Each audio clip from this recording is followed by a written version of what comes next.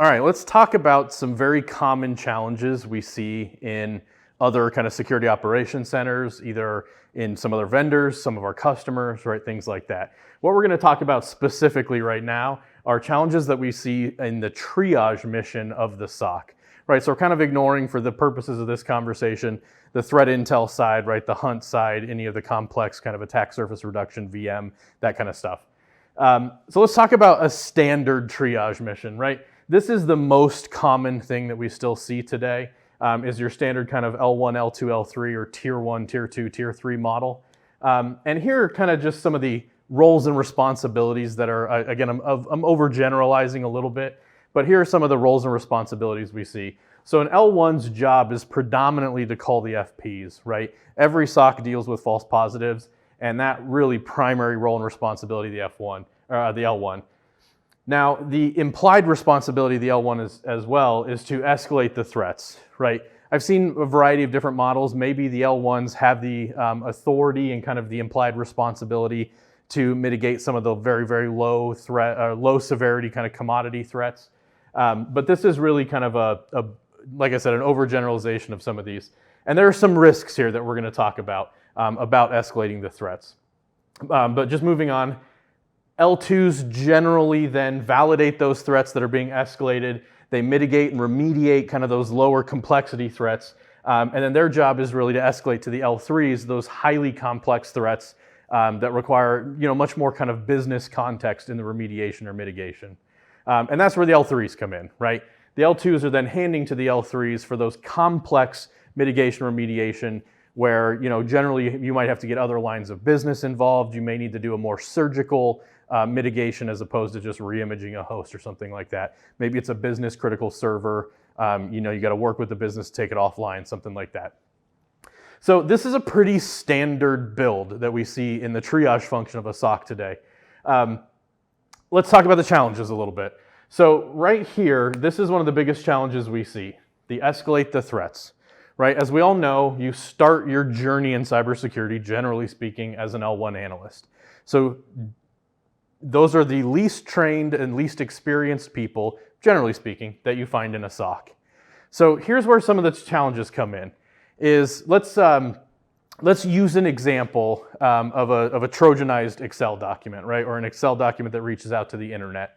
So in that case, we have a benign reason why an Excel document might reach out to the internet to pull something like mortgage prime rates again. We also have that malicious version of an Excel document that's reaching out to maybe pull down a stage 1 or a stage 2 payload. And in this example, if the L1 looked at that behavior of an Excel document reaching out to the internet, they might immediately say, oh, I've seen this 100 times. Maybe they work for a mortgage company. It's super common to pull the prime rates off the internet.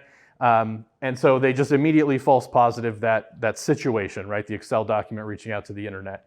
Well, maybe in this example, that was actually the Trojanized version of the Excel. And here's where the problem comes in, is in that case, the L1 will have false positive an actual threat, and the L2s and L3s will never have an opportunity to reevaluate that threat. So the L1s make a bad call, again, least experienced, least trained, right? It's okay, it happens.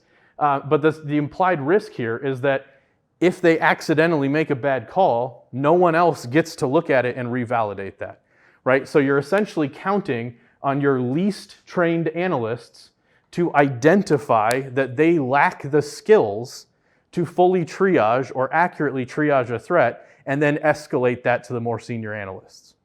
So that's very interesting because there are attackers out there that spend an inordinate amount of time and money, right?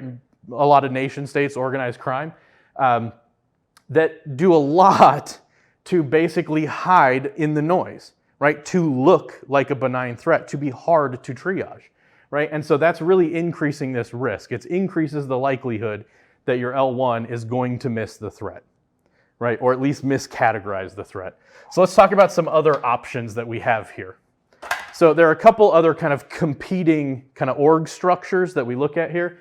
The first one is a flat org structure, right? And this is where your analysts, although they still are kind of separated based on skill set, they do not in any way, shape, or form, there's no built-in escalation hierarchy, right? They all kind of collectively work together on the queue of alerts. And so it's seen less as a kind of a vertical escalation to an L1 or to an L2 or an L3, and seen more as a lateral escalation. And we've seen this reduce the risk dramatically of kind of that miss by an L1. It also gives the L3s the opportunity to be in the queue with the analysts, with the younger analysts, kind of looking over their shoulder a little bit. Another common model that we see is what are referred to as pods or clusters. And this is where you're taking your variety of skill sets and you're essentially grouping them together so that an L1 analyst isn't looking at the problem and saying, well, I don't want to escalate this. If I escalate it, it could be seen as I'm not doing my job.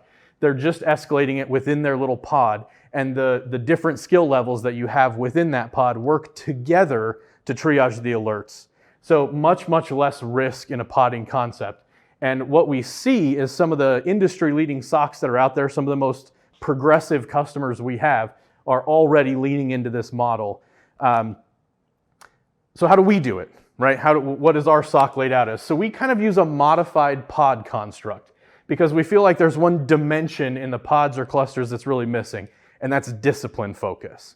So one of the universal truths is if you look at something like an endpoint alert, right, maybe from an EDR agent, and you look at something from a network alert, maybe an IDS or an IPS, the different skill sets here are very, very far apart, right? The analytic path of triaging an alert from an endpoint is very, very different than the analytic path triaging something from a network sensor or an IPS or a firewall or something like that. And so what we do is we basically create our little pods, but implied within these pods is a discipline focus. And so what we want to absolutely make sure about is that we have an equal distribution of disciplines here. And so we don't want a pod to be all EDR centric, or we don't want a pod to be all network centric, is we want to blend those disciplines together and allow the pods to jointly work together, right? Maybe there just aren't enough EDR experts in your SOC to go around. Well, encourage that handoff between the pods to take advantage of that implied discipline skill set.